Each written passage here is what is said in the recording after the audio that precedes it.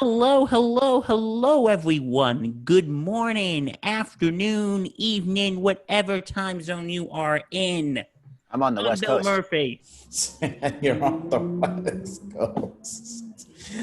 All right, that's Bill Murphy. I'm Denny Boy Reginald here. And I'm Lawrence Patchman. Like, no, I'm still on the East Coast. Come on. I got to make a joke once in a while. Singer in the beginning. Oh, I actually didn't notice what you said, so. I said I'm on the West Coast.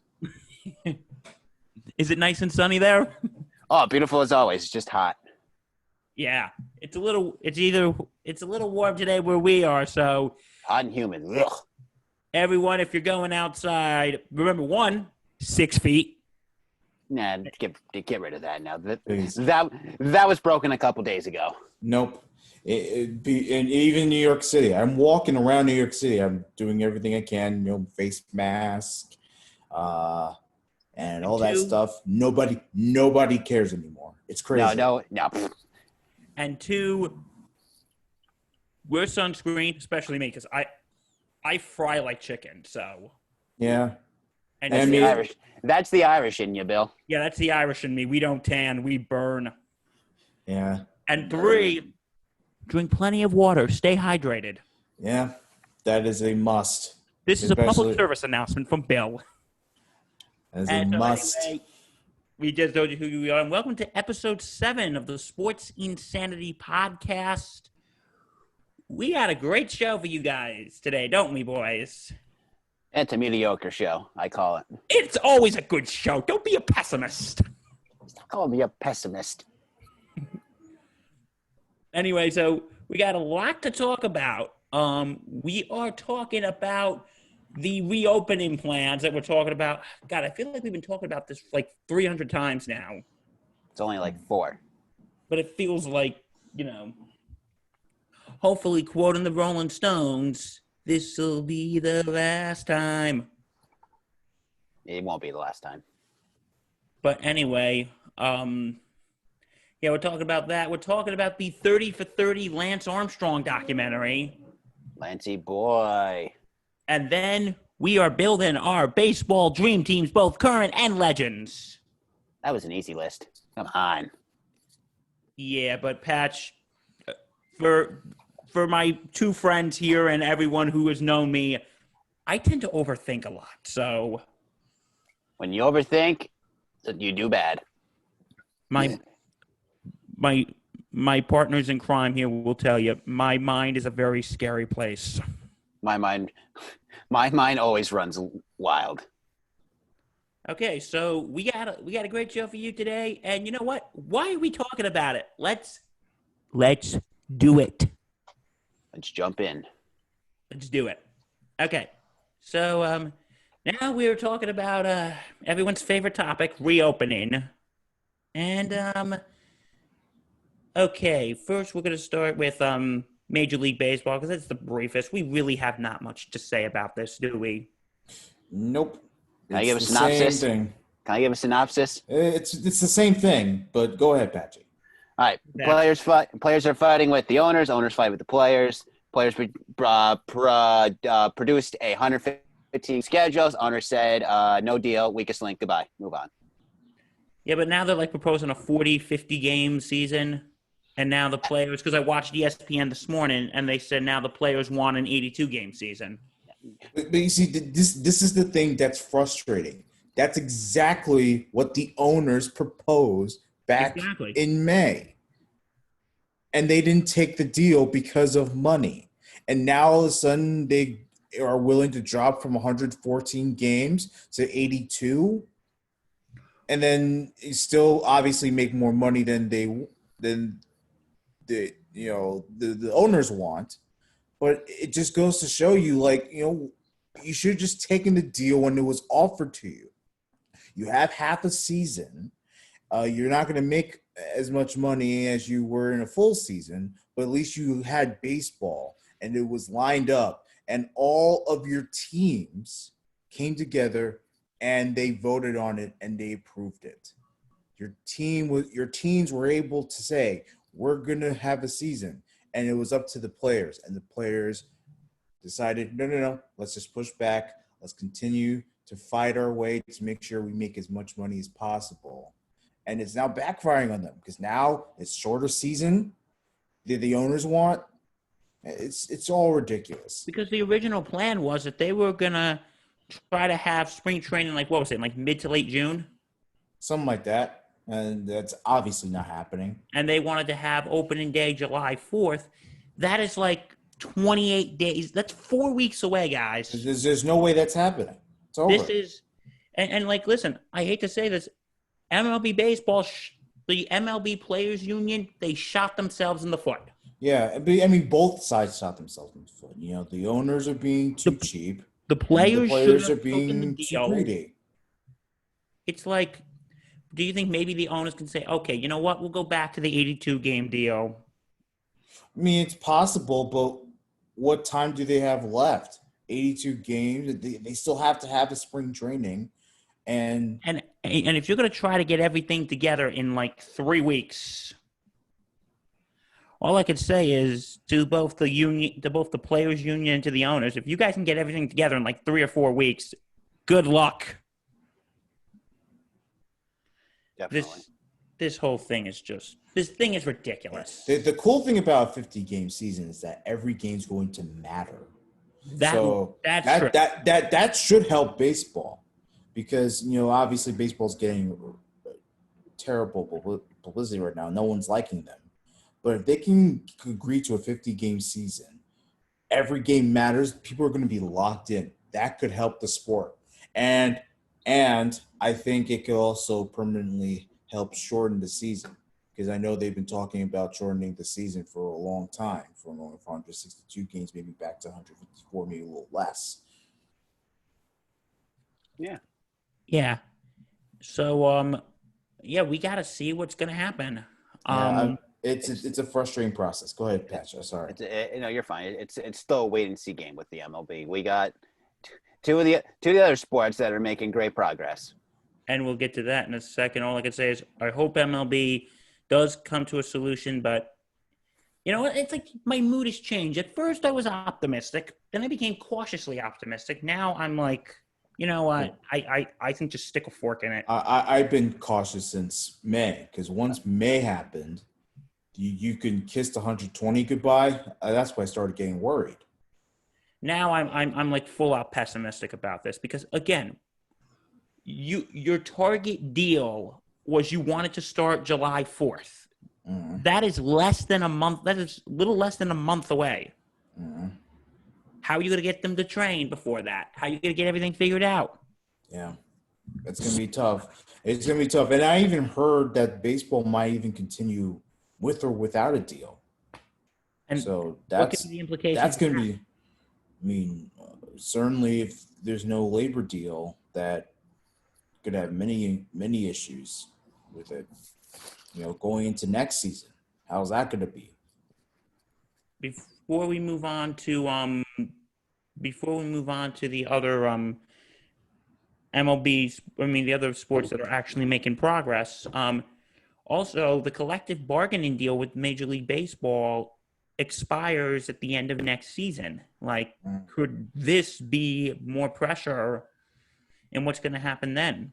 I ain't thinking that far out. It's the end of it's the end of next year's season. I'll discuss that next year. Well, because I was watching ESPN this morning with Jeff Passan, and they expressed concerns about that. Well, the thing that is concerning is that it's June of 2020, and like you said, the deal expires after next season. Excuse me. So, being that you're already halfway through a year in 2020, you know, time flies. You know, we experienced that during this quarantine, you know, how time just goes and goes. So the longer they wait to come up with a deal, the more worried you get. And I don't think the players or the owners want to be in a situation where they have to, you know, they already had to shorten this season if they're going to have a season. Now you're talking about possibly going through another type of lockdown for baseball just after you had a pandemic cost one of your seasons or even part of your seasons.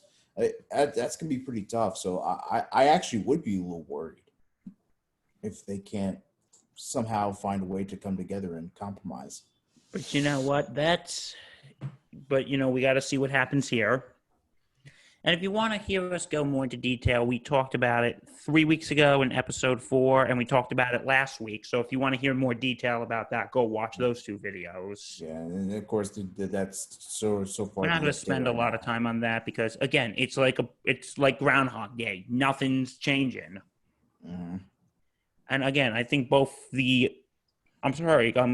pox on both their houses.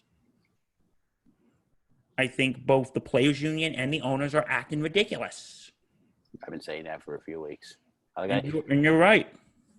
I trust my concerns. You know what? You're better off just starting fresh next year. Yeah. You know what? I think at this point, what's the point? Exactly. Billionaires fighting millionaires over monetary stuff. It's all just sickening. Just sickening. I can't deal with it right now. Okay, let's move on to the more optimistic part of sports, shall we? Yeah, because every other league is like hugging each other, kissing each other, and they want to.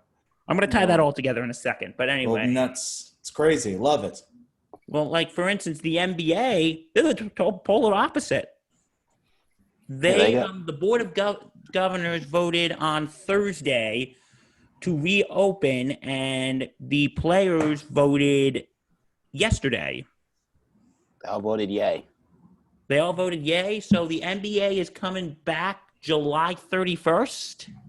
Yeah, we're going to have to wait another month for some b-ball, but it'll be worth it. And the deal is, so what do you guys think of the deal? Well, I'm almost sad the Knicks aren't in, but that was expected. Well, hey, leave.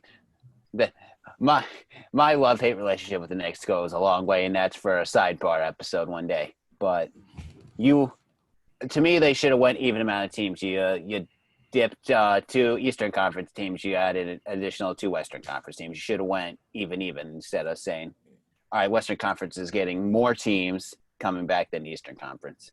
I would have done the 20 team rather than the 22 because then at least it's even. You can go to 10. But,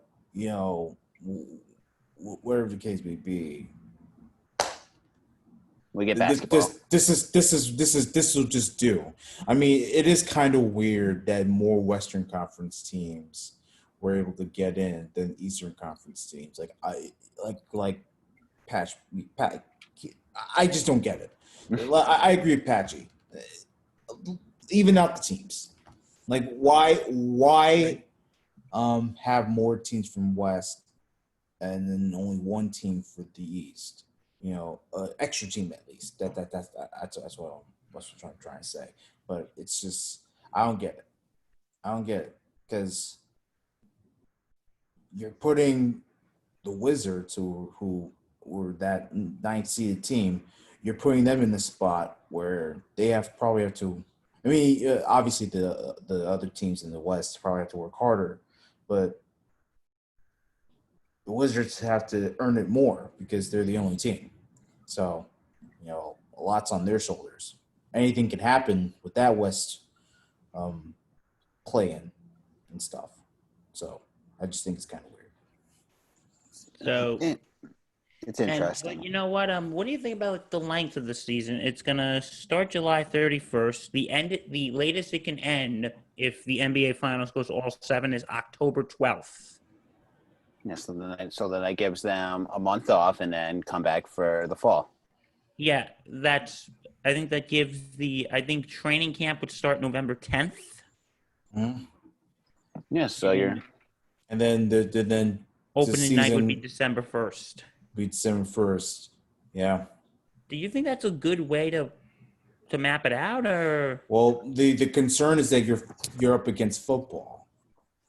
That's going to be which is going to be really tough. You're not up against football for your opening season for 2020, 2021.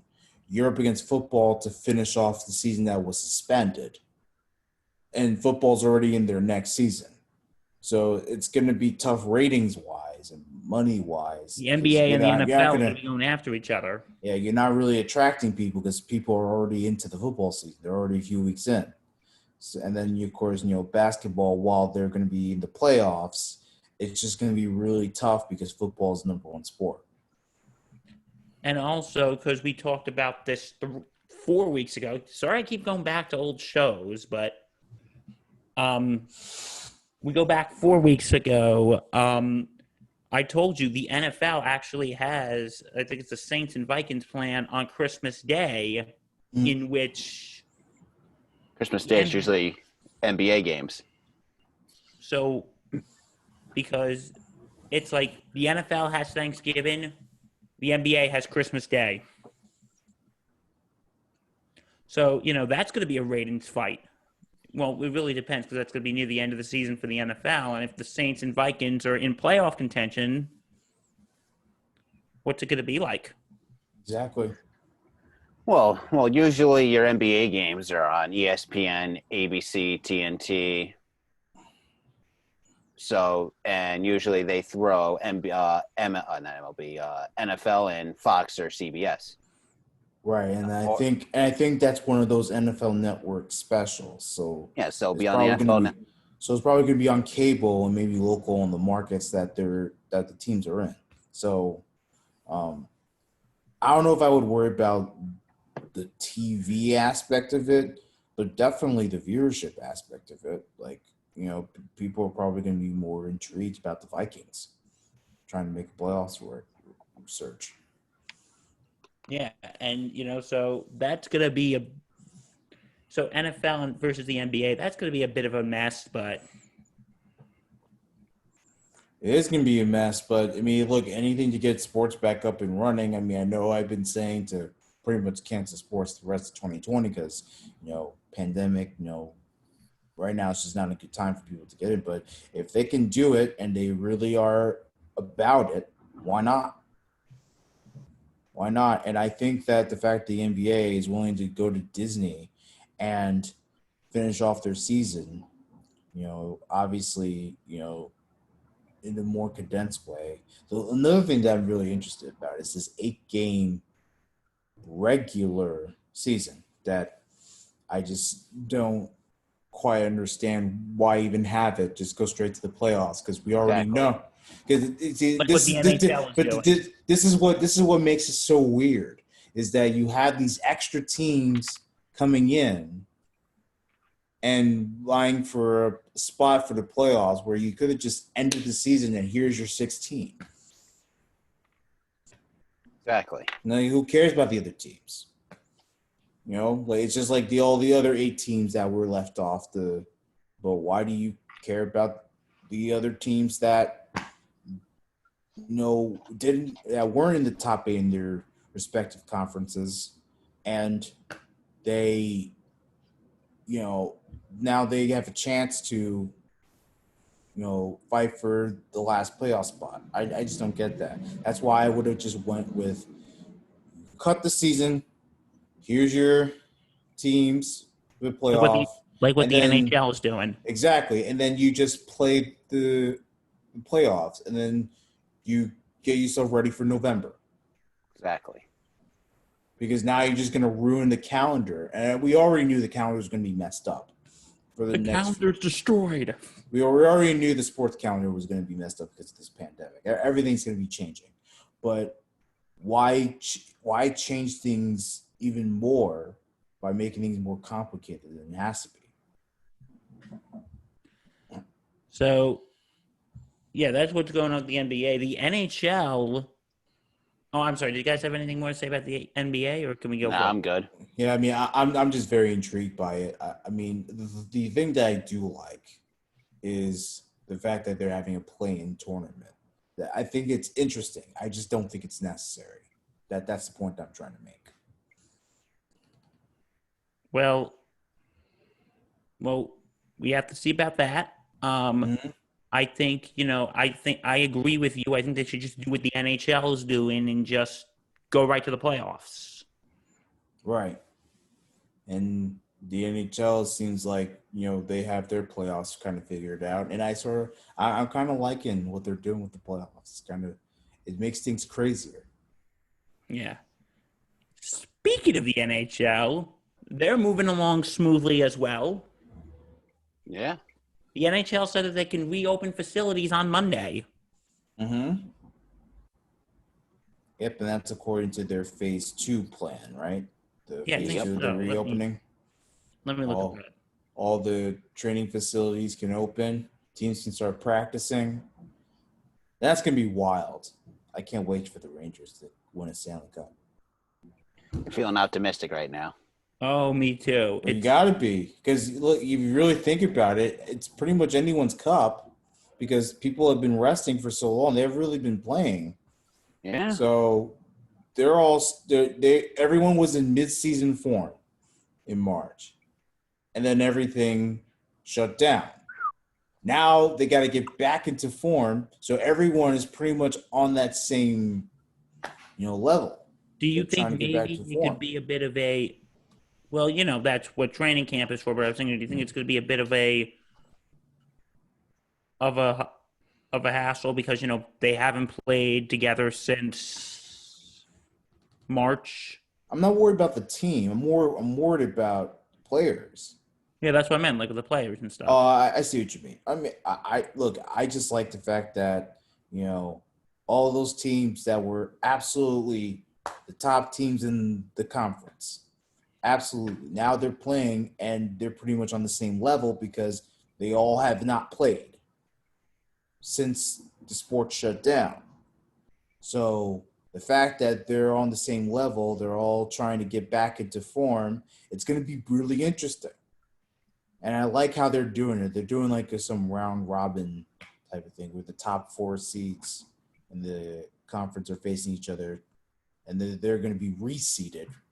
Apparently, is that how it was going to work? They're going to be reseeded. I believe so. And then obviously the rest of the teams that didn't make the top 4 are going to be playing each other based on seeding and all that stuff. So it's pretty interesting what the NHL's doing. It's gonna be a lot of fun. It's definitely it makes more sense than what the NBA is doing.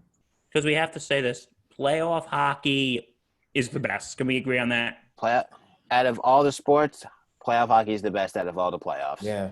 I think playoff hockey definitely attracts people more, and I think it, even though obviously the NBA is number one during that time because it's the NBA. NBA's and NFL are better than the baseball and hockey in terms of favorite sports and stuff. But still playoff hockey is still the atmosphere is so much different.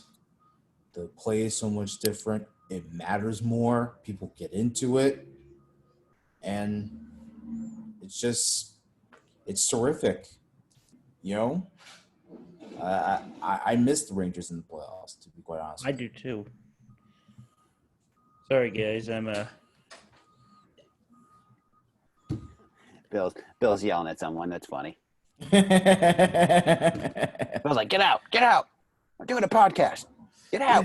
Bill, unmute yourself. Sorry, I didn't know how to do that for a sec. I had a visitor at the moment. And visitors are random.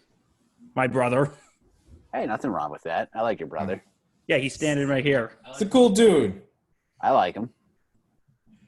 All right, guys. For those who don't know, that's my brother Dan. Hey. It's my show now. Yeah, he's on video. He was just on video for a second. Unfortunately, Yeah. You guys didn't see that. The people listening. This has been our life for the past 22 years, Dan. Hey, it's brother love. I don't have that, unfortunately, since I'm an only child. See what you miss out on, Patch. Hey, Christmas is great for myself. I get all the presents. Hey, at least you're not the youngest like I am. Oh, Yeah, yes. baby. Baby brother.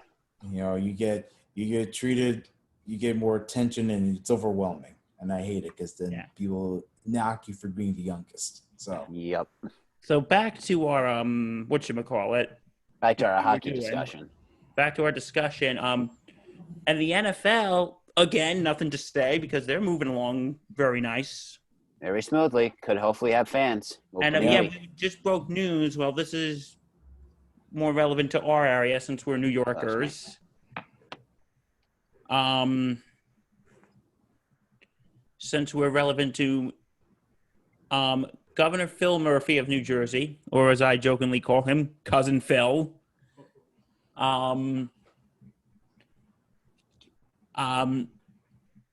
Okay, so Cousin Phil said that the Giants and Jets might be able to have fans in the fall, and that's a very slim might. But the fact that he's bringing it up that's a good thing. It's terrific. I love it because but you know what? We got to be. Is the stadium going to be able to be full occupancy? Well, it may not be full. It may not be like 80,000 people in the stands. But if you can get like maybe 10,000, that'd be great. That'd be awesome. We need some fans. Yeah, not that fake crowd noise that they do in KBO and stuff. So, yeah, we got to see what happens. So, as we say with the MLB, it's a wait-and-see game. Yeah, and you know what? Speaking of the MLB, just one last question before we move on to our next topic. Why do you think the MLB is like the most difficult while the rest of the leagues are just moving along smoothly? Because, unfortunately, with the MLB, players are paid way too much money to play a game. Well, it's because they don't have a salary cap, so the MLB needs a salary cap. If the MLB had a salary cap, this stuff would be over by now. Oh, convince that to the players because they love their millions. Oh, they love their millions, but yet they can't take a 1-year pay cut to come back and play. They got to be paid their full salary. Yeah. So and again, like Patchy hit it on the money there. No pun intended. That's the reason why it's so difficult because at least other leagues can be flexible because of the fact that they have shared revenue. MLB doesn't have that. Nope. I make $35 million. I'm going to make $5 million for 1 year. Yeah, I'll come back and play. Why not? Oh, well, who cares? $30 million to make. You think a billionaire losing $30 million is going to be, oh, I lost $30 million. He's not going to care. That's like pocket change. It's pocket change. Come on. It's chump change. But being a chump and agree to something. Yeah, so that's all right. So basically, summary, everything except MLB is moving along very smoothly. Yeah, and I'm actually more optimistic about football than I was maybe a couple weeks ago. Yeah, when we started, I was very skeptical about football starting on time. But I think it might start on time. The worst that can happen is it could just get delayed a week or two. Oh, this just means more opportunity for snow games. It's another. Yes. Come on, snow games. I love snow games. Snow games are the best to watch in football. They are. Prove me wrong. Okay, so all right. Now we're moving on. The ESPN recent 30 for 30 documentary about Lance Armstrong. LA, baby. Lance. Yeah, I actually just finished watching it this morning, actually. So did I. Hey. Oh my God, Air 5. I finished it last night. Okay, we'll give you an Air 5 too. Yeah. Social distance high five. Yep. Anyway, so yeah, let's open it up. What did everyone think? Cycling is a fun sport. Cycling is a fun sport where everyone dopes. Just put it that way. Yes, it is. Cycling's a place where, all right, yeah, you're going to dope, you're going to dope, you're going to dope. All right, you got caught, you didn't get caught, you got caught later, and there's Lance Armstrong. Yeah, and I got to admit, it took me a while to actually get into the documentary. I don't know. I think because it just started off pretty, Oh, I was hooked like 20 minutes in. I was hooked from when they when the very beginning, when Lance was like saying, hi, how you doing? And then these people were trying to say hi to him, but then they go like, fuck you. Excuse my language and everything. Oh, we're on the internet. Nobody cares. There's 7 people that listen Yeah. so far. And I like once they heard that and then he paid for their meal, I was like, oh, no, this is going to be great because it's going to be just a lot of back and forth. It's be a lot of back and forth banter. Lance is going to say some things. Lance is going to try to protect himself. And then people are going to be like, well, no, he shouldn't be protected because he's being a coward and he's cheating and, being a narcissist, essentially. Yep. Yeah. Sorry, I'm having a brain fart right now. Okay. But Lance, everyone knows his story. If you don't, here's the Cliff Notes version. He had testicular cancer. He beat it. Game over. But before that, he was a rising star. Yes, he was a rising star, but he was there. He was triathlon man. Triathlon. He got into cycling, and he dropped swimming. He was great at swimming. Oh, he was fantastic at swimming. And then he just wanted to cycle. Yeah, he stuck with cycling. He lived in Italy for a brief time. Yeah, that's the one thing that I found really interesting was that because cycling was a major sport out in Europe but not in America, that since a lot of the tourneys were in Europe, that he had to live in Europe for a little bit. Had lived in Europe with his team. Just so he can compete and he be able to compete and not travel so far. So that was pretty interesting. Yeah, Then his cancer was diagnosed. Yeah. And that was interesting to hear about.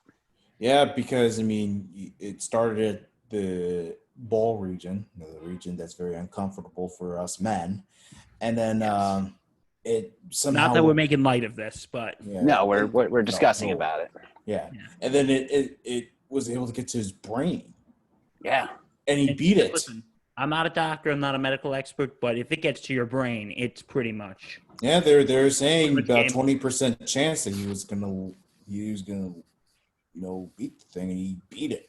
And then he came back and won the Tour de France 7 times. 7 times. 7 times in a row. And he was basically a celebrity. He was a celebrity everywhere, and then hosted SNL, going on shows, and then, of course, Livestrong Foundation he started.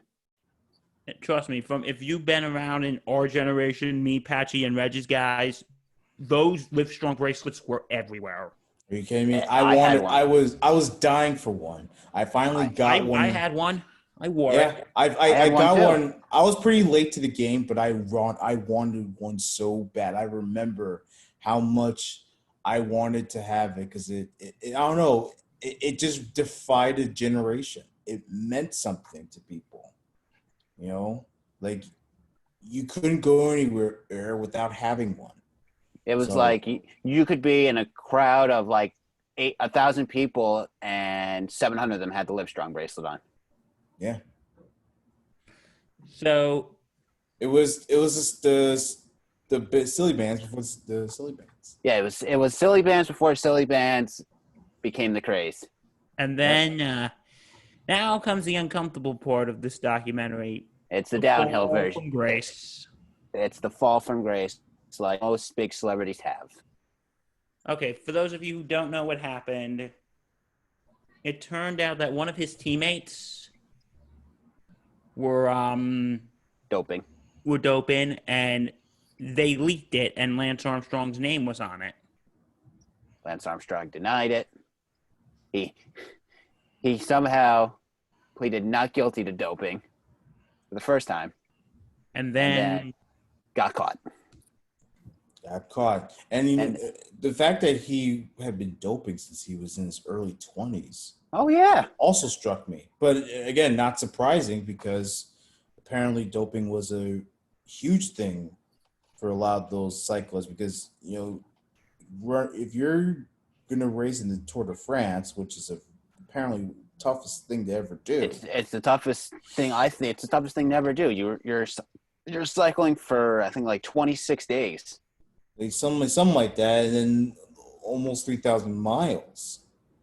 Like, Come on. You're going to be exhausted after that. So you have to find ways to make sure you stay on top of your game and Stay on top of your game. You got to stay healthy. yeah. And But- it wasn't illegal at that No. time, I believe. Wasn't. And people were saying it was actually pretty safe to do, and that if you do it right, you know, your level, energy level, stamina, whatever those terms that they used, it's going to be all through the roof. He got banned from cycling. Mm-hmm. Yep. You kind of look at it. I kind of compared it to Tiger Woods with the fall of him. Tiger Woods got, his scandal came out, and then boom, all his sponsorships went. Yep. That's happened with Lance. Everything he had so many sponsors, then boom, that Nike, dropped. Everything dropped. Nike dropped him, and who else dropped him? I think he worked for the Postal. He was part of the Postal Service team, so the Postal Service got rid of him. Even his own foundation basically kicked him out. Mm-hmm. Yeah. So you don't even run that. That's crazy. And he basically lost everything. Like, he had to sell his house, and Oh yeah, because he was being sued by everybody. Yep, and he had to pay millions because of settlements. there were years going on earlier that correct me if I'm wrong, Patch. If I'm wrong, just let me know. Okay, Patch. I'm listening, my friend. Okay. Because I know there was some people, Emma something. She's from Ireland. I forgot her name is Emma. I don't know the last name, but continue. I think O'Reilly, whatever the case may be. I don't remember. Emma O'Reilly. She I think she said that like she knew the truth or something, and Lance Armstrong threatened to sue her. Like I say, I might have zoned out for a minute in that portion, but I believe it. Because there was a part when they were watching the interview with isn't that the chick that Lance regrets trying to destroy her career? I think so. Like I say, yeah. Again, I'm not really good with the names. I'm not good with the names either, but I wouldn't prove me wrong because learning more about Lance, he's more of on the dickish side. We'll go. Oh, but like here's the thing, because when he was doing the interview with Oprah, I said, didn't you also threaten to sue Emma and these two other people, even though they were telling the truth? Did you threaten to sue them? And he goes, yes. Yeah, once everything broke, he didn't lie about anything. He admitted to everything. Yep, and of course he was sent back to court, and he had to tell the truth at that point because he already were under oath.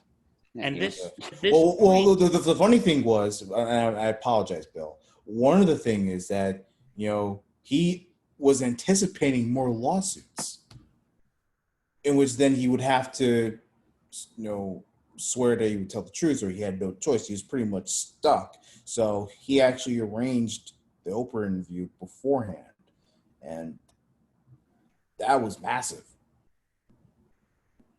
Did my fucking internet just go? Yeah, but anyway, what did? Yep, it did. Okay, we're gonna let Patchy figure that out. So anyway, can we agree though? I'll be honest. Watching Lance Armstrong in like the actual interviews, though, Reg, I wanted to punch him in the face. Why would you say that? He, like as Patchy says, he's a bit of a dick. Yeah, but I mean, look, certainly Lance Armstrong's not. I don't think he's a good guy either.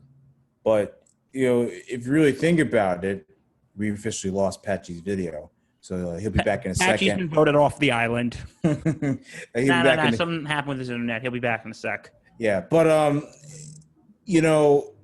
the thing that struck me was how everyone was willing to say, well, because obviously for fair reasons, Lance was the bigger brand of the sport. He was pretty much the ambassador of the sport. And, he had everything. He was the richest guy. He had all these sponsorships. He was telling all these lies that people believed. So he had a good reputation for a little bit. So, obviously when everything broke out and he told the truth, he got destroyed more. And that's just the type of guy he was. He was a liar, narcissist, coward, all those words that you can go in the book. I can even do some curse words. In the interview, but when the interview section, Reg, Lance Armstrong doesn't seem like he has any remorse. Well, yeah, because he did it, but he did it for a reason. He did it to protect his brand. Like, he didn't want anything coming out, saying that he was a cheater. And his 7 Tour de France titles were stripped, and I think justly deserved. Absolutely, and but I can understand where he's coming from. Like, you got to do what you got to do to protect yourself, and make sure that you have your integrity stays. Because imagine if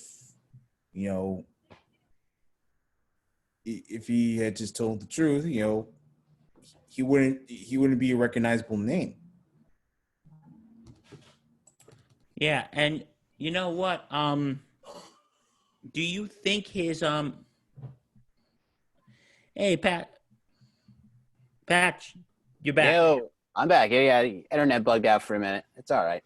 Yeah, so we were just talking about how I felt like I wanted to punch Lance Armstrong in the face. Hey, the man did what he did, dude, and look what he accomplished. That's what I was just saying. He did what he had to do. He won. He's recognizable. Everyone knows who he is. Like, you can't think of cycling without Lance Armstrong. I think the thing that really, though, aggravates me is, okay, before I begin that, Patch, do you think him getting stripped of his titles was just, yes or no? It's, you know what? Let it be. You know what? We'll throw this debate out here. Astros cheated. Do you think we stripped them of the title from 2017? They should be. I agree. They got caught. It took a couple years. Okay, Lance Armstrong, did he cheat? Okay, the problem is, did he cheat every year? Has that been proven yet? Did he cheat from the 7 years he won Tour de France, or was it, all right, he won 3 in a row? Year 4, he didn't dope at all. Then 5, 6, and 7, did he dope? We gotta find a way. Take it on a case-by-case basis is what you're saying. Yeah, take it on a case-by-case basis. Like, I mean, I thought it was fair because of. Is it fair? It's a 50-50 thing too. Like, here's what angers me, though. It's like, this is a person who people looked up to. People who, and like, listen, I'm not just like, oh, the emperor has no clothes. My hero's a liar. But I think what it is that, man who beat cancer, which is a great thing that someone beat cancer. That's great. It's a great thing. And then you build all this on lies. People who had cancer, kids who had cancer, looked up to him, and he basically gave them a sense of hope. Well, think about it. The man still beat cancer, and okay, he doped. Then again, I'm going to go back to his foundation. He built a foundation to help get people to get the treatments to beat cancer. The man never took money from that foundation to be paid. He never wanted to be paid from his foundation. Which is a good thing. It's a good thing. Okay, the man doped, and man doped in cycling. Many other people doped in cycling. Exactly, and that's the thing that how other people that were doping, that were interviewed in this documentary, how they were seen in much a better light just because they're just better people than Lance Armstrong. No, you also doped. You look at dope. Go ahead, Patchy. I'm sorry. Look at our cyclists. Some of them got shamed Like the other ones that were big in the country, they got like exiled from the church, basically. Exactly. Well, Lance Armstrong is still living life, and okay, some people still like him. Mm-hmm. You know what? If I met Lance Armstrong tomorrow, I would still treat him the same. Everyone's human. Everyone makes mistakes. Everyone could have moved on from Tiger Woods. They didn't. They still embraced Tiger for what he did. Granted, it's two different ends of the spectrum, but And quite frankly, worse. Tiger Woods was a little bit of a horn dog. We'll go. Yeah. Yeah, everyone knows that story. That's a different story for a different day, but compare the two for a minute. Both lost sponsorships, both admitted to their mistakes, and they're trying to live their lives. And Tiger came back and ended up winning a championship. This is another story for a different day, but that was amazing. Him winning the Masters was the nail in the coffin to say Tiger's back. And what happened in the past is over. Like we have the new Tiger. Well, just that Tiger's back. But to go back on Lance, you know what? The man did what he did. Bill, like I say, you know what? People can be upset with him, mad at him, tell him to bug off all the time when they see him, but the man still built a successful foundation to help raise more awareness for cancer. So do you think his exile from society is justified or no? Yes and no. It's justification to say, you know what, you beat cancer, you're making awareness for cancer is great, but at the end of the day, it's like they just threw him out like he was an old toy. They moved on. Like he was receiving an award at some foundation in the first part, and they basically had to rush him out the back. Yeah, because people still cared, or people wanted to say what they really felt about him. And you know, it's like an exile. You guys remember the show Arthur from when we were kids? Yes. There was an episode that actually Lance Armstrong was guest star. He was guest voice in it, and once all this came out, they pulled the episode from syndication. Like they rarely even show it anymore because of that. I know that's a random thing. It's part of the treatment that America took to learning more about Armstrong. But go back with Armstrong with his foundation. Go back to it more. But when he went to visit patients, he didn't want the media in there. I do remember that. That was nice. It was just a hey, me and him we're just gonna talk. You know what? Sometimes, and I think it was discussed that sometimes those were the last glimmer, like Lance coming to visit a child was like the glimmer of hope that maybe to show that they could beat this, even though some of them would ultimately end up passing away. And that's sad, but that was like their last visit from someone to give them hope. Mm-hmm. Exactly. And that's the one thing I respect Lance Armstrong for. He was able to, try to keep the cancer and the bike and the cycling separate. But obviously that never materialized, but the fact that he made the attempt to do so, right? Gotta give a little respect for that. But certainly the fact that more cyclists were treated better than Lance in this documentary is just ridiculous, because they did the same thing that he did. It's just that you weren't more famous. Exactly. So it's like, it's crazy. It's crazy how you can be more famous and do the very thing that everyone else is doing and get a bad rep for it. Let me ask you one last question. Do you think it's time for Mr. Armstrong to be rehabilitated into society? He's already back in society, more or less to say. He's just not in the news all the time. Yeah. Think about it. Think about this. Put it this way. Derek Jeter is always in the news. He retires. We very rarely hear from him. Yes, he's co-owner of the Marlins, but we hardly hear from him. Think about that. When an MLB player is on the top of the mountain and they go and they retire, you don't hear from them that much. The very rare occasion. Yeah, I know he was for the Tour de France last year. He was like a guest analyst that way. Yeah, it was guest analyst. It was just showing that, you know what, we can move on from the past. And you know what? It was great to see. It was good to see Lance doing that I'm sure he felt. I'm sure he felt good about it. And then I think he also has a podcast. Yeah, he does. Yes. He does a cycling podcast. That's good, and it's top rated, so at least he's making money off of that, which is awesome. Okay, so you know what? Maybe we shouldn't be like. I see why people are angry at him, but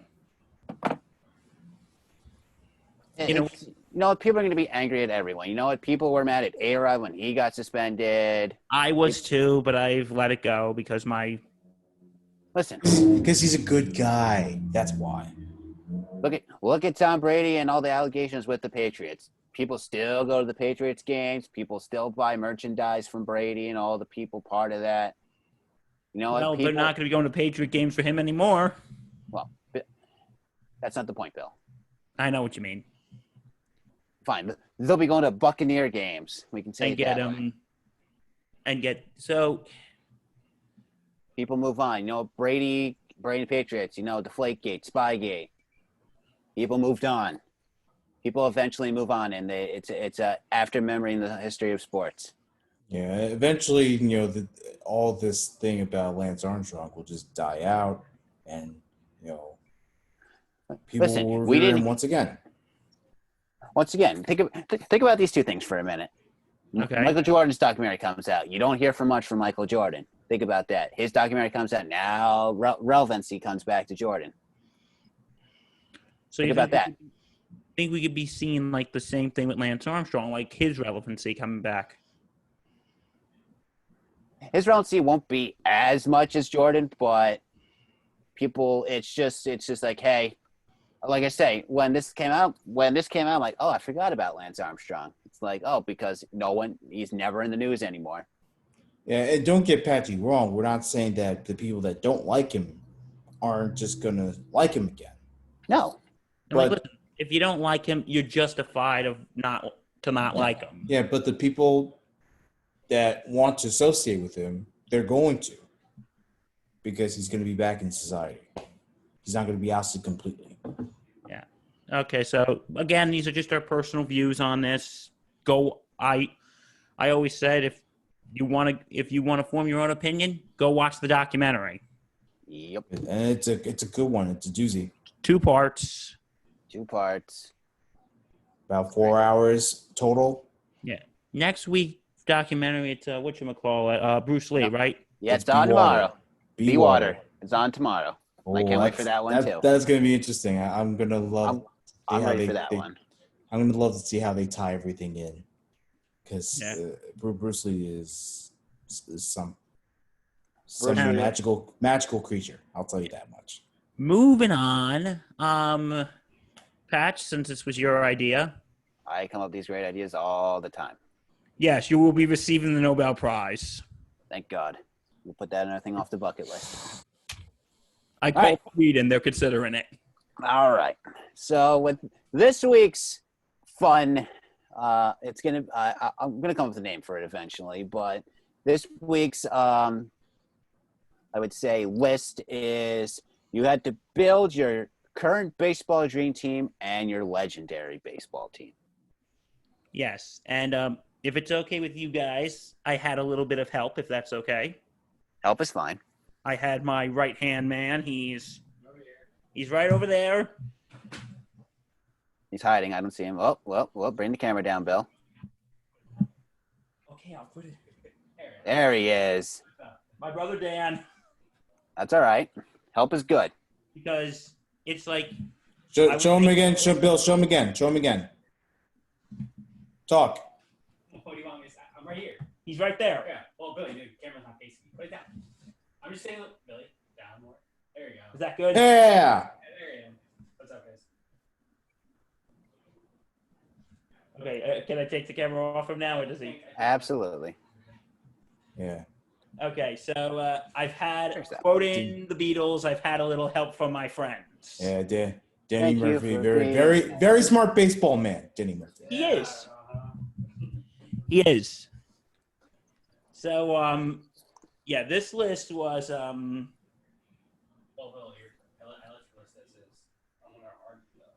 what was that? Oh, you're making your own list? I can if you want. Guys, can you give me 1 second? I'm just gonna. He can gladly make a list and contribute. I'm down. Yeah, I'm totally okay with it. He can gladly come on. Yeah, I would love to hear his list. Probably better than mine. Might be better than mine too. But Kidding me? even though my legendary pitching might be good. Hold on, I had us on mute when I was asking you. Go on. So yeah, he's going to do a current day list. So That's fine. Give him. I guess this is a Murphy Brothers crossover. It's a Murphy's Law. Okay, so first of all, sorry we had to shoehorn someone in the last second, but Hey, randomness is good on a show sometimes. it is. Okay, so what is your all right, so we're going to start with Reg. Why do you have to always start with me? But okay. I'll go first. I'll go first. Well, no. Let you go first then. I was just about to say, why do you guys put me on the spot? It's crazy. Go ahead. All right. All right. So I will start off with I would say the 1 through the 2 through 2 through 9 position players. We'll say pitching for last. Starting off as my current catcher, I would love to have Buster Posey. Interesting. Why Buster Posey? I've always loved Buster Posey. Good, great, cool name to start off. Great catcher, in my opinion. Okay. Going off with first base, Cody Bellinger. Gotta have Cody Bellinger on your team. Come on. Second base, it took me a while, but I went with Mike Moustakas. I like Moustakas. Third base, even though he's not with my team anymore, Mr. Anthony Rendon. Okay. Shortstop, one of my low-key kind of I like players. Also, shout out to my best friend Mark. It's his favorite player, Mr. Gleyber Torres. That's interesting. Old I off like it. guy. No, different Mark. Okay, go on. And I think I put together a great outfield for this. I went with Mr. Bryce Harper, Mm-hmm. Mike Trout, and Aaron Judge. And then for my DH, Mr. Shohei Ohtani. All right. And then getting into my pitching, Okay. it might be a little biased here, but I went with Mr. World Series MVP, Steven Strasburg, and his duo, Max Scherzer, Jacob deGrom, Clayton Kershaw, Justin Verlander, and Daniel Hudson for relief. And that would be my current baseball dream team, if I could have the money to do it. We wish we had the money, huh? Be billions of dollars. Yeah. So I guess I'll go next. My first baseman, Pete Alonso. Polar bear. I like him. I think, hit 53 home runs last year. Okay. I think he's off to a good start in the majors. And if my good friend Maureen, who's a huge Met fan, is listening, I think she's going to be thrilled. And no, you haven't converted me, Maureen, so don't try. She'll try someday, Bill. Oh, she will. She's good. She's awesome. Okay. Second baseman, Jose Altuve. Yeah, sorry, I can't have anyone from the Astros at this moment. Oh shoot. I'm joking, Bill. I wouldn't have anyone from the Astros. Jeez. From what happened with them a couple of years ago, it's questionable on how Altuve he could be good, but if he knew the single of pitches, does that jeopardize his ability? Can't change the list now. So you can't change the list now, but keep going. Okay. My shortstop is. I'm going with you on this one. I'm going with Gleyber as well. Hey, Gleyber. It's Gleyber Day. Gleyber's awesome. I love Gleyber. Do not say those two words again. Gleyber Day. John Sterling. Like a good Glaber Taurus is there. John Sterling's annoying sometimes. Oh, don't. He's not annoying. He's a great sportscaster. Oh, don't I never said he wasn't. I just think he's annoying sometimes. Makes the game fun. I'll put it that way when he's calling the game. He makes it fun, but just some of the things he comes up with is outrageous. Okay. My catcher, Yasmani Grendel. Okay, it's not bad. I like him. Okay. I like him too. My right fielder, this was a really tough decision to make. Mookie Betts. Okay, I like some Mookie Betts. I had to choose between Mookie Betts and Aaron Judge. And Judge, I love you, but this was a tough decision to make. A Yankee fan picking a Red Sox over. Well, he's a Dodger now, so. Well, former Red Sox. Center field, anyone who does not put this man knows nothing. Mike Trout. Love me some Mike Trout. Left field, I'm going with Juan Soto. Juan. And love me some Juan Soto. My pitching staff is going to be Max Scherzer. Hey. Jacob deGrom. Hey. Justin Verlander. And my relief is Aroldis Chapman. Chapman. And hey, Dan, you want to read the list? Your list? Or? Yeah, just give me 1 second. Okay, my brother's going to read his list. All right. All right, Bill, ready? Okay, I'm just going to – do you want the mic or – Can you guys hear me all right? Or Yeah, we can hear you. Yeah, I can hear you. So, first off with catcher. Patchy, you said Buster Posey. He's too old. He's not an elite catcher anymore. He hit a total of 7 home runs last year. He batted .250. He's not a good defender. So just putting it out there. He hasn't been the same since his injury, to be honest. Yeah, he's old. He was like 20. If you said this list back in 2010, 2011, he's up there. But right now, best catcher right now is JT Realmuto. Hey, man, Dan, just try to move into the camera a little bit. Oh. Okay, you're good. Go on. So best catcher right now is JT Realmuto. Had 25 homers last year. At 275. But from a catcher perspective, what's more important is their defensive ability. And he threw out 46% of base runners, which is practically unheard of. Okay. So then at first base, Freddie Freeman, he's been around for a while, but still producing. He actually batted 303 over his career. Last year, he had a career high of 38 homers and 120 RBIs, which obviously with the juice balls, you deflate those stats a little bit, but it's hard to argue against numbers. Plus, he's an excellent fielder. Second base, you got DJ LeMahieu. He's very versatile. So for the purposes of this, you can put him at second base. But, when you bat above 330 and have 26 homers as a second baseman, you can't argue against that. And the fact that he's not really he hits more than he hits home runs, like singles and doubles and stuff. Yeah, no, he's a big run producer. Yeah, he's just a typical leadoff guy, which is what every team needs. Okay, so then at shortstop, you got Trevor Story for the Rockies. Love Trevor Story. Yeah, I mean, for shortstop, obviously not going to get too much offensive production, but Story, 294 last year, 35 homers. Hard to argue against that production. And third base, same with the Rockies. It's hard. Nolan Arenado is the best third baseman in the game. There's no doubt about it. He had 315, 41 homers, and he has a collection of gold gloves to go with it. The outfielders, obviously on board with pretty much everyone else. Mike Trout, first off, he's probably the best player we'll ever see in our lifetime. Christian Yelich, he's really come on since he's joined the Brewers. Last year he batted 329, 44 homers. And Cody Bellinger, actually, I know when you guys said he was a first baseman, the Dodgers moved him to the outfield because Max Muncy's their permanent first baseman now. But Bellinger is just another guy, 300-plus average, 47 homers.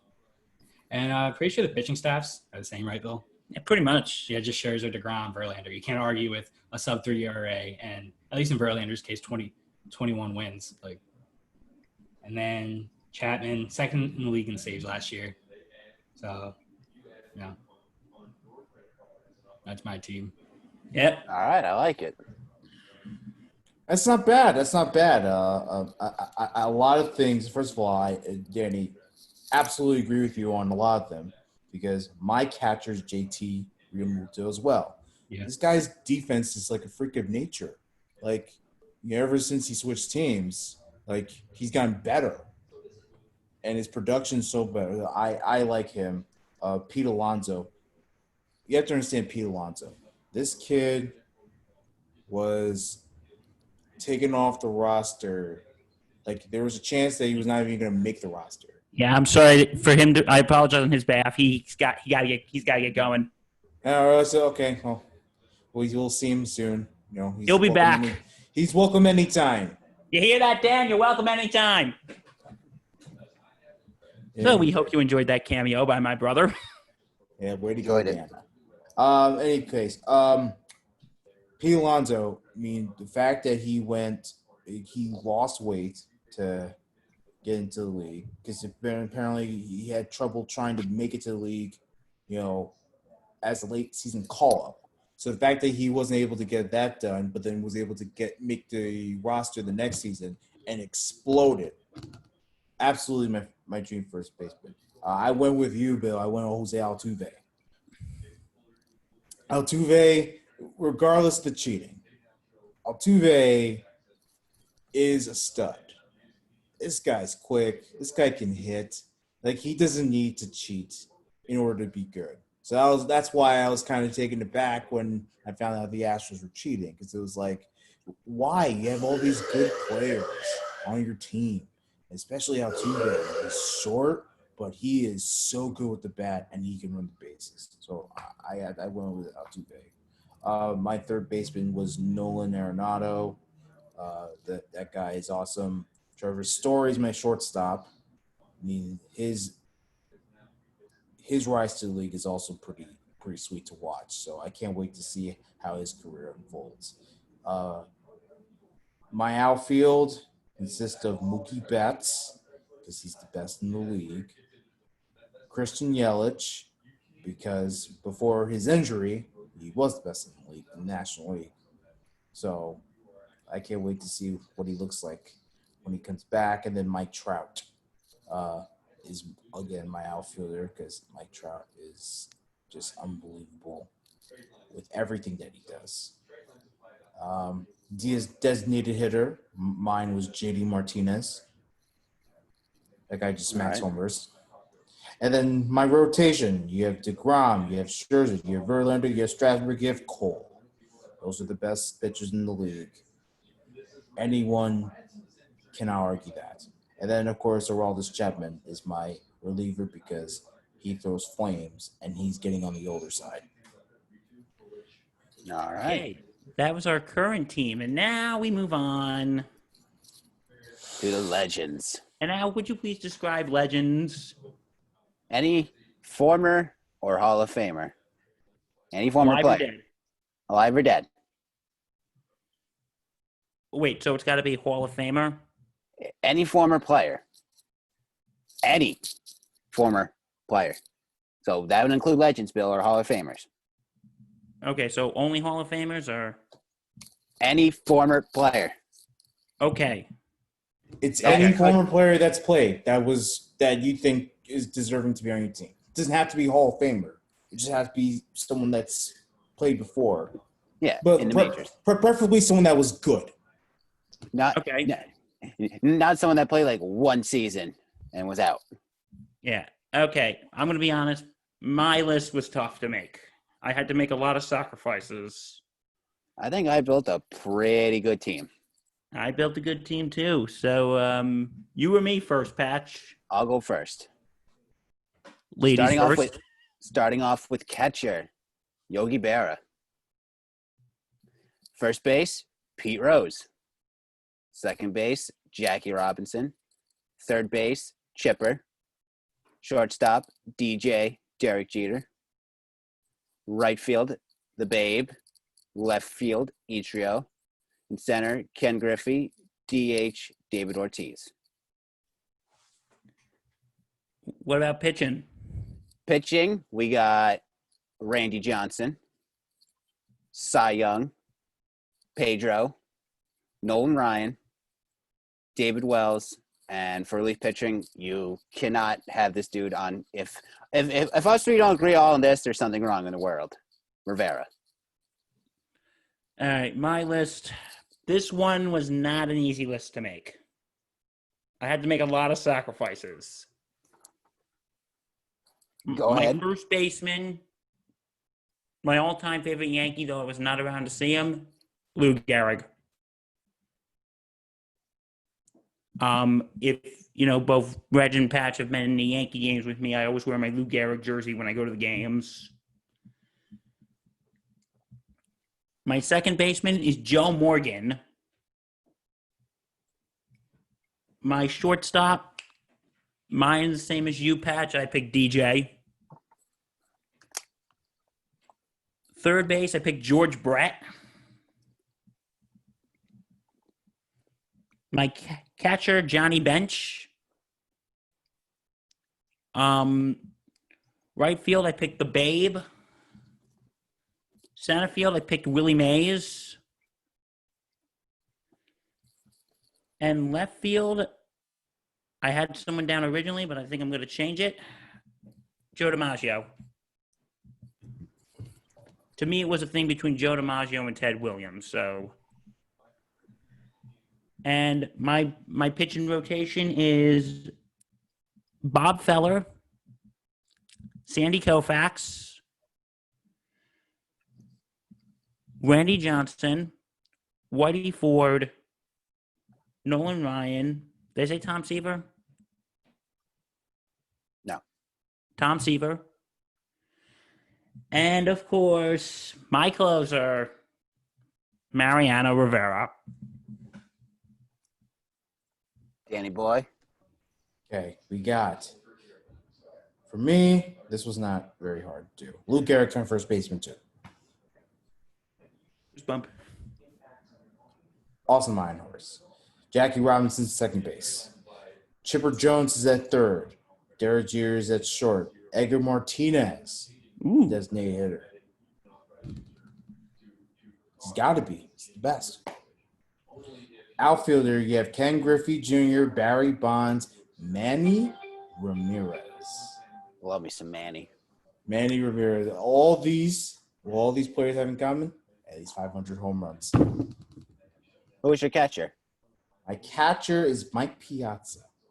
Ooh. See, I thought about putting Piazza, but I'm like, I like Barra just a little bit more. I mean, Barra's a great pick no matter what. Barra's awesome. There's a lot of great catchers out there. I mean, Mike Piazza wasn't a great defensive catcher. He was a great hitting catcher. But certainly, I loved his bats. And, of course, he's local. He's We're a little biased. We're New Yorkers. Yeah, so it's like, he may not be from New York, but he's in New York in our hearts because he was a Met. So it's definitely him. And then, of course, my starting pitching is Nolan Ryan. Got to have him in any starting rotation. You got to. Phenomenal. I had Randy Johnson. I had Greg Maddux. Kurt Schilling. And let me just say about Kurt Schilling. The fact that he's not in the Hall of Fame yet is second. It's a travesty. It's horrible. It's horrible for him not to get into the Hall of Fame. And then Tom Seaver wraps up the starting rotation. And then, of course, we all are in a consensus with the reliever. I figured we would be. And it's Mariano Rivera. I was going to be that guy and not put Rivera as my relief pitcher and then make it a joke. Yeah, I actually considered Trevor Hoffman because he's number 2. I like Trevor Hoffman. He's a phenomenal guy. There's a guy I know who said that he thinks Trevor Hoffman's the greatest closer instead of Mariano because he goes, his justification, I think you can make it. He goes, well, he was on a team that always won the World Series. That's why he's considered the greatest. While Trevor Hoffman was on not so great of a team. And was still able to get at least 600 saves. So I can see what he's trying to say, but Mariano Rivera is the greatest closer of all time. He is the one who the problem is you can't say all time yet. Until baseball is dead, because there could be that one closer that comes in. That's the next. But you know what? And people who have watched Mariano play always say that anyone who's going to try to follow his act has a really tough thing to follow. It's a tough act. Are you kidding me? So It's going to be hard, but you never know. It's going to be an uphill battle to try to top Mariano. You know what the toughest thing on this list though was? Can we all agree or disagree? Outfielders. No. Because you only got to pick 3. You only got to pick 3, but When they're at least the outfielders we picked were great outfielders. yeah. One of the things I had to leave out Mickey Mantle. And that was tough. I mean, no list is going to be perfect. Listen, no list is perfect. Tell us your list down in the comments. We'd love to hear it. Yeah, and it comments on YouTube, or if you're on Facebook, you can type that. And always message it to us. We are, like I said, we welcome everyone. Arms wide open. Okay, so yeah. Anything else, or I think we're good? I think we're good. One of the quicker episodes. Yeah, this was only like about an hour and 20 minutes. Hey, so sometimes it's good to be done early. I know, right? Yep. Oh, yeah. Well, guys, we hope you enjoyed this episode. Like us on Facebook, comment, subscribe on YouTube, follow us on Twitter, follow us on Podbean. Spread the word of the Spread the word. podcast. Tell your friends. Tell your wives. Tell your kids. Tell your dogs. Tell your cats. Even tell your neighbor you don't like. They're useful for something, finally. Yeah, I like my neighbors. I love my neighbors. My neighbor's got a pool. I can go in any time. Oh, that's awesome. And there's a chance my neighbors might be listening, so. Never know. Yeah, so, like, comment, subscribe, follow us on all the social media platforms. Instagram to come soon, maybe. Yeah, that's coming soon. I'll make it. I don't care. So, yeah, when that's up, follow that. And, till next time, I'm Bill. I'm Lawrence, Patchman, Lang. Reggie, signing off. And this has been episode 7 of the Sports Insanity Podcast. We will see you next time. Au revoir. We'll see you next week. Bye-bye. Au revoir. Peace.